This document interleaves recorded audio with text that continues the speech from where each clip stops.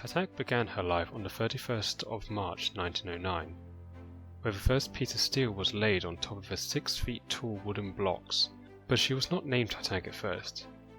Titanic had 3 different numbers given to her. She was given the yard number 401. She was also given the number 390904, which was given to her hull so that she can always be identified if she was to be renamed to anything that is not Titanic. Her third number was 131428. This was a number she was given under the Board of Trade. Titanic was not alone. Titanic had 3 sister ships in a single class. She had the sisters Britannic and Olympic, forming the Olympic class liners. Olympic being the oldest of the 3, with Britannic being the youngest. Titanic being the problematic middle child, but we are getting ahead of ourselves. 8 people died while working on Titanic, but only 5 have been identified. Samuel Joseph Scott, John Kelly, William Clark, John Dobbin, and Robert James Murphy. Titanic was constructed underneath a giant gantry, taller than Westminster Abbey. Titanic was constructed in slipway 3, but as Titanic was on a slanted piece of land, she could fall into the river behind her midway through the construction. But as they wanted her to stay put until they were ready to launch her, she was held in place by a hydraulic ram at the forward end of the ship. But on the 31st of May 1911, after 2 years and 2 months of construction, the 25,000 plus ton empty hull was launched from the slipway.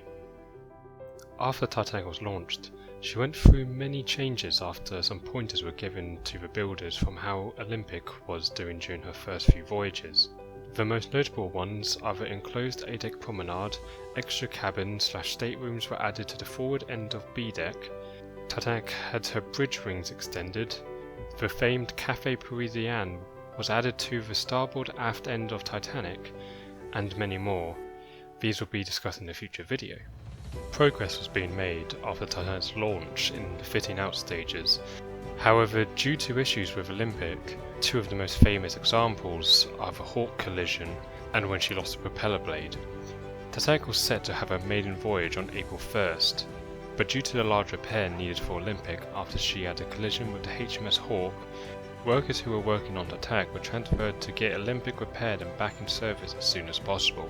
With this and also Olympic needing to use one of Titanic's propeller blades, Titanic's maiden voyage was moved to April 10th, 1912. Titanic had a sea trials on the 2nd of April 1912. This trial was to have her certified for seaworthiness. That meant lowering and pulling up the anchors, turning, testing all the watertight doors, pushing her engines, and many more things we will discuss in a future video. And on a final test was stopping distance, in which Titanic could stop from full speed of 22 knots to a halt in just under half a mile, or 0.8 kilometers. Titanic had 3 propellers, 2 23-foot by 6-inch side propellers, and 1 27-foot central propeller, all having 3 blades.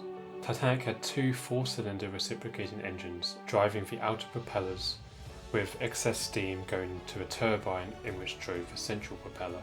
But the side propellers can revolve in both forward and reverse, while the central propeller can only be driven forwards.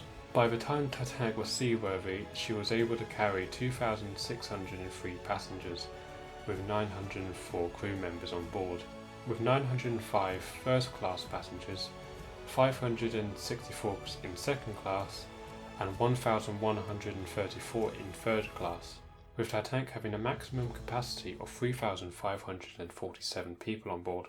But with this came the topic of safety.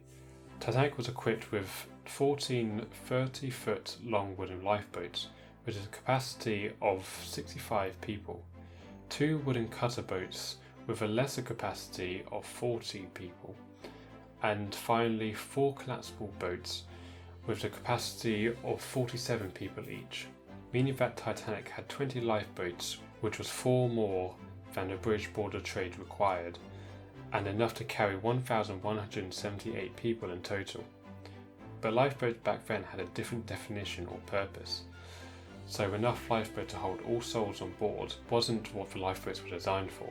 After all the tests, Titanic was deemed worthy for seafaring and left Belfast in the evening of April 2nd, 1912, arriving in Southampton coming to midnight on the 3rd, and she docked on the early mornings of the 4th. Work continued on Titanic to install the last few things before her departure a week later. But after that week, Titanic began taking in passengers. Originally, Titanic was vastly underbooked. However, due to coal strikes at the time and multiple ships needing coal, ships that were in Southampton at the time and were under the IMM or the International Mercantile Marines gave their coal to Titanic with their passengers as well. Titanic departed for her voyage between 12:05 and 12:15 p.m. on April 10th, 1912. But after only moving for a couple hundred metres, she had to be stopped as the sheer side of Titanic created a large suction in which pulled the American liner SS City of New York, breaking its moorings, and was pulled into Titanic. Luckily or unluckily, the SS New York avoided Titanic, and Titanic was able to go underway again in an hour later. Titanic's second port of call was Cherbourg, France, but as Titanic was too big to fit into the Cherbourg port, two tenders were built alongside Titanic, named SS Nomadic and SS Traffic, who ferried boarding passengers to the ship from France, and in Traffic's case she also carried the mail. The next day Titanic arrived in Queenstown, later renamed to Cobh. Titanic would then be brought more passengers by two tenders, the PS Ireland and the PS America, which were paddle steamer boats from the Queenstown port, increasing Titanic's load to 2,208 people on board. So in total, Titanic carried 2,435 people so far, with 2,208 being the number she had on her way to New York. On the 13th, Titanic's wireless machine broke, and wireless operator Jack Phillips and Harold Bride were unable to send messages. But with this, the rule is that you leave the machine and have it repaired on shore. But with the increasing amount of letters those two had to do, they fixed the machine themselves and got back to work. A naughty move, but heroic as well. On the night of the 15th, the weather conditions were quite rare. No moon in the night sky, causing a calm motion. Captain Edward John Smith described the sea as a mill pond, but this would prove fatal as at 11:40 p.m. that night, Titanic's lookout Frederick Fleet and Reginald Lee, who were on watch that night, spotted an iceberg directly ahead of the ship, with First Officer William Murdoch, who was standing on the starboard bridge ring, ordering hard as starboard, which was relayed by 6th Officer Moody to Quartermaster Hitchens, but it was too late. Titanic swiped the iceberg on the starboard side of the hull, opening 6 compartments, with boiler room 5's damage being located in the starboard coal bunker. After first inspections of the damage on the lower decks, lead builder at Hull and Wolff, Thomas Andrews Jr., knew Titanic was not going to float. After analysis of the damage and the rate of sinking conducted by Andrews, he concluded that Titanic would last only another hour or an hour and a half. With the estimations from Andrews that she would sink, all the lifeboats were prepared for launch and evacuation. Initially, Titanic had a list to starboard and then reversed her list to a port list, due to scenarios we will discuss in a future video. Titanic continued to sink, and with all but 2 of Titanic's lifeboats launched, Titanic began her final plunge at approximately 2:08 a.m. in the morning. 2 hours and 28 minutes after the collision, Titanic raised her stern out of the water, and at 2:17 to 2:18 a.m. the weight of the stern caused too much stress on the ship, and she broke in two and fully sank at 2:20 a.m. 2 hours and 40 minutes after the collision. After what must have felt like an everlasting wait, the RMS Carpathia, captained by Arthur Rostrom, arrived at the scene and picked up the lifeboats, which in total carried 712 people. This means that 1,496 people died during the disaster. The Carpathia took the Titanic passengers to New York to drop off the traumatized survivors. After the disaster, 2 investigations were held in both America and in the United Kingdom, with famously the British inquiry concluding that Titanic did not break in two. Titanic rested on the seabed in darkness for 73 years, broken and slowly being eaten by microorganisms. But on September 1st, 1985, an expedition arranged by Robert Ballard found the wreck of the Titanic, shining lights onto her deck once again. The first thing found of Titanic was a single-ended boiler located randomly in the sediment, when it was originally located in Boiler Room 1.